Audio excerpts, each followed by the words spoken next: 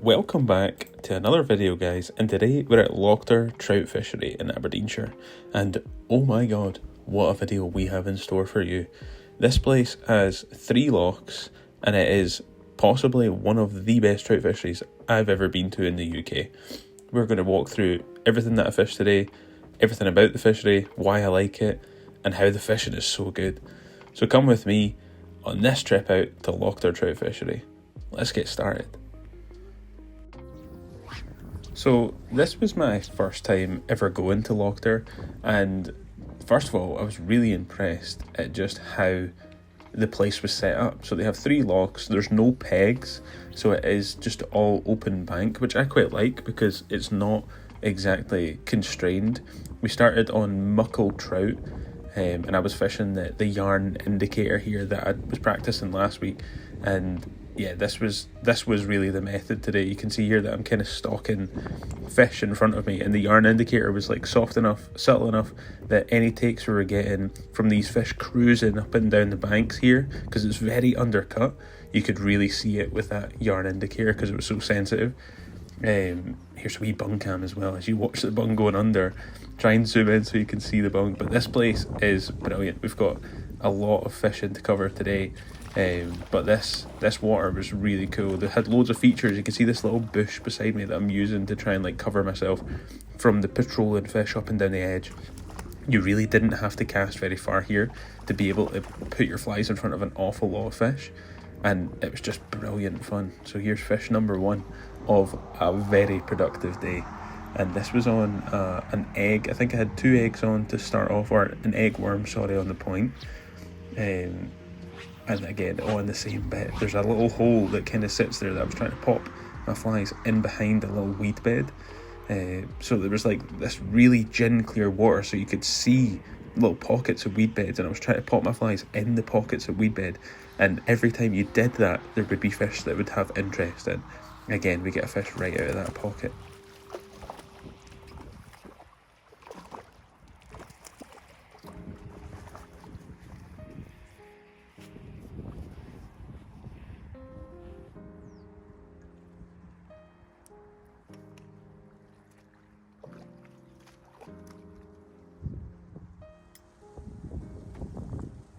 So today I'm going to try and cover as much of Lochter as possible, and after taking another 1 fish and losing 1 out of that weed bed, I moved down with the other boys that I was here with, and here's Robbie and Brady on the other side of the water. Andy's to my right hand side. They were getting an awful lot of fish out of this bottom bit, so I decided to come and join the fun, try this little bit out. And this was actually one of the prominent bits in the 5 Nations when I was last here, was filming this place. Never fished it, but had seen this bit produce an awful lot of fish, and clearly Brady knew that because this is where he beelined for, and you can see he's got another fish there. He was absolutely ripping them out of that bit. So I came down to poach some water, tried this little bit out, and actually the fish down this bit were slightly picky. So I came much higher up in the water with a single fly under the bung now. So I think I was only maybe 9 or 10 inches under the bung at this point. Much higher up in the water. Put an egg on, slightly smaller this time, and managed to take a fish eventually after putting my flies in front of a lot of fish. That tends to be a good rule of thumb for me, is when the fishing gets a wee bit harder under the bung, going down a size and fly, or making your fly smaller, even from going from like a worm style pattern to an egg, or even from an egg to like a buzzer style pattern or an okie dokie, then that tends to be a good rule of thumb to continue getting fish out of an area you've already had fish from.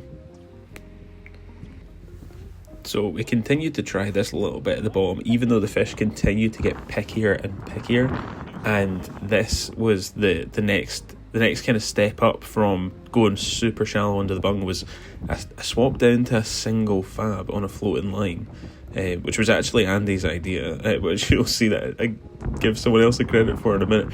But just kind of having that fab float around in amongst all these fish that were just cruising and being very picky, I thought was actually quite a good idea to present a fly that would be super static in front of their face, but also not spook them from either an indicator being there, and it could just be always above their eyes. That actually worked quite well here. So we took a couple of fish on a single fab on a floating line, which is like a real spooky fish tactic, but it worked well here.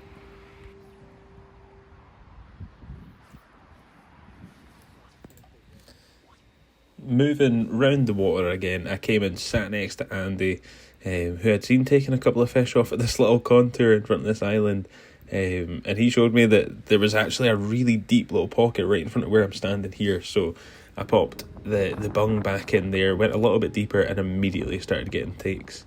I had swapped back to a cat bug here, so I actually had a cat bug with quite a long tail, so these fish here were a lot less spooky than those round the corner. And Lochter just has so many features about it. See, even right next to the bank, you've got like these really undercut edges. Some of it's very silty, some of it's really like rocky, so there's an awful lot of features for weed as well. So it was really nice to just fish like basically at your feet and have multiple areas that you could cast into. Now, my angle of my camera gets a little bit shocking here, but we had quite a few fish out of this little bit in quick succession, so I just popped in some clips of some nice strikes in at these fish out of the ledge in front of us. After a cracking lunch in the fishery lodge, we popped back out to the top loch instead of the muckle trout that was over the road, and this loch was just as cool. It had loads of weed patches around the edge, just like the other loch that we were just on, but it was a lot bigger, so it had a lot more space out in the middle for trout to kind of roam around. These fish were a lot more confident, that I found. We were talking about how picky those ones were earlier on, but these fish, you can kind of see them patrolling around the edge of the weed bed. So popping the bung on the edge of the weed and waiting for them to kind of cruise around was kind of my favourite thing to do here. But one thing that should really be said is that when I'm fishing the bung, a lot of people think you just chuck it out and just leave it. But I actually really like to move it, especially if you've got something with a bit of tail in it. You can give the bung a little bit of motion, just twitching the end of your rod, not actually even bringing in any line. But you'll see here that I start twitching the end of my rod and it gives those flies a wee bit of movement underneath. This is just a single egg worm under the bung. But just twitching the egg worm tail a little bit is exactly what gets us some fish here.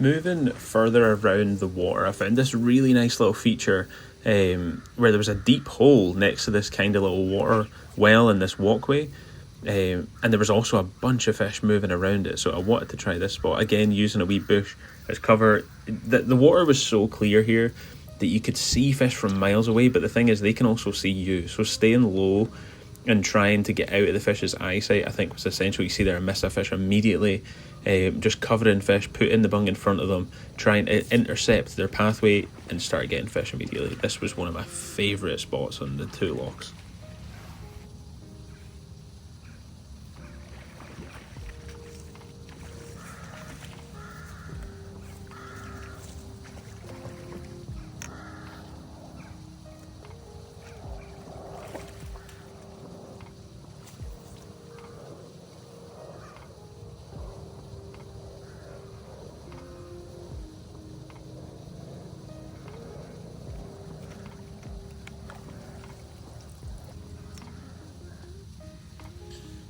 The quality of fish in Lochter was really high as well. Every fish had a really nice look to it. You could actually almost see bigger fish when you were stalking them like this. You see them popping my flies in front of individual fish that are moving. Trying to target slightly bigger fish was quite fun, but every fish was of really high quality.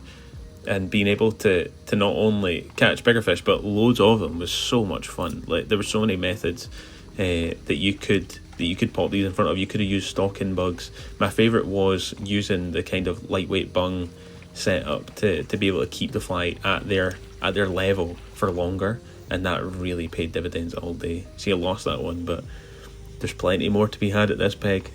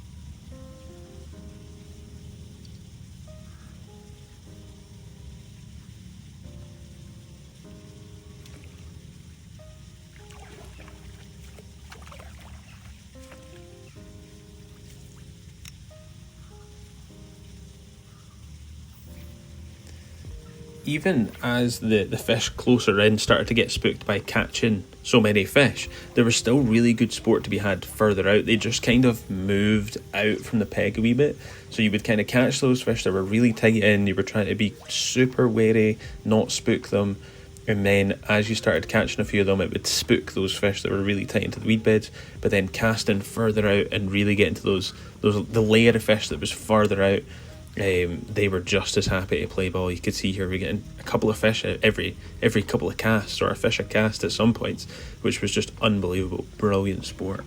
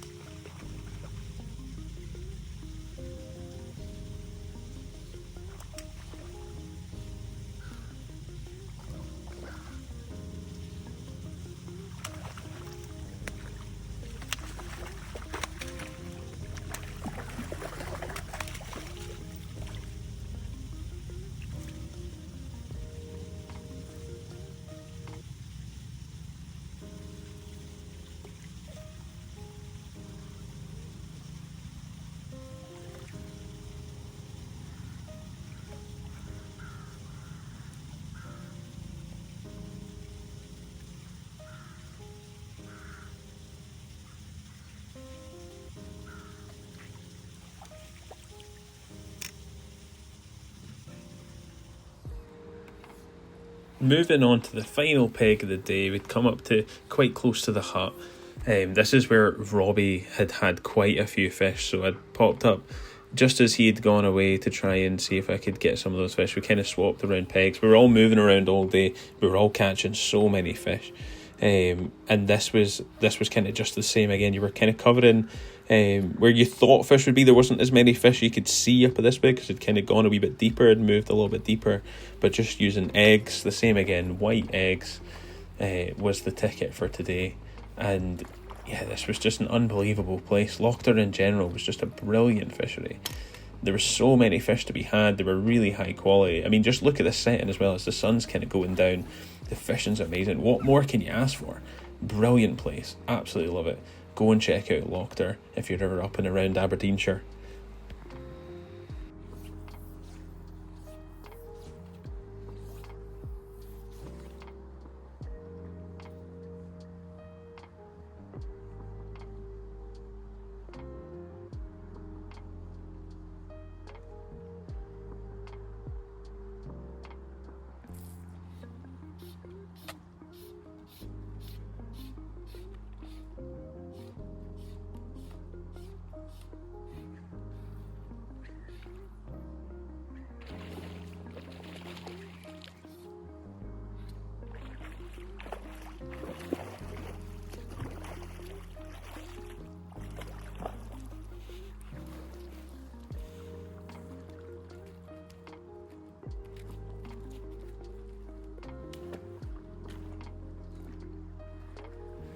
For all the flies that I used in this video, you can grab your fly tying materials at myfishandflies.com or in the My Fish and Flies shop in Grangemouth. Get down and go and check them out.